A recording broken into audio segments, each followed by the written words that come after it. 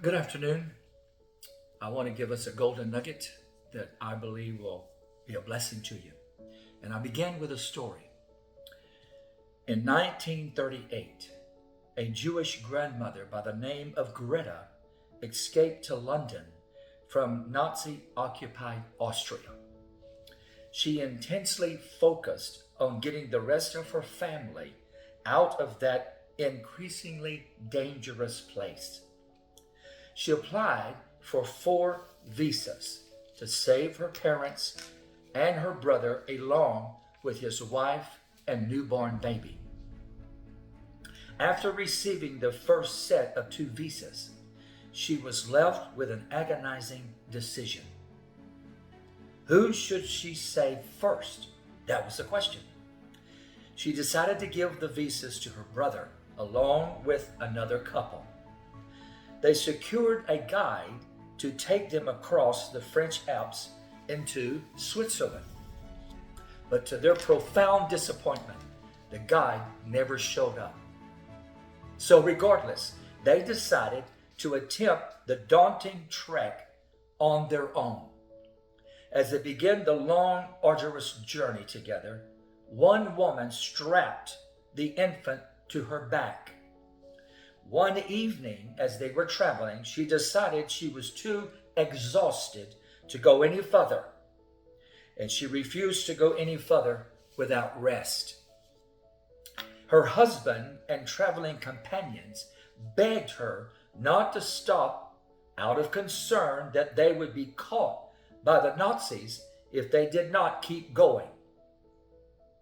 But unable to convince her otherwise, they decided to spend the night. When they woke up the next morning, they realized that if not for their forced evening of rest, had it not been for this lady to say, "No, I'm not going any further," they would have walked off a cliff in the pitch black night. God had saved their life. Question: how many times have you been in a hurry and you got stopped by a long moving train?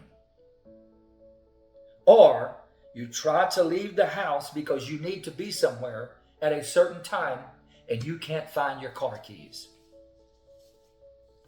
The other day, I had an appointment and my Jeep wouldn't start. I kept on and kept on and kept on trying to get it started, and it wouldn't start.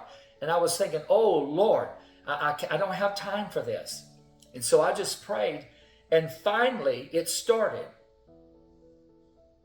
Now, there was a certain way that I was going to go, and I was going to be coming upon an intersection at a red light, and I was supposed to make a right.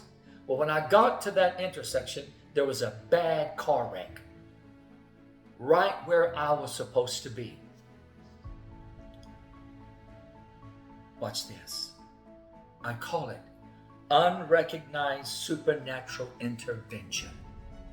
Unrecognized supernatural intervention. This is what I'm talking about.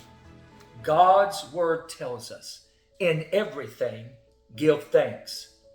So, the next time you're in a hurry and something slows you down or forces you to stop, thank God for a supernatural intervention. God bless you.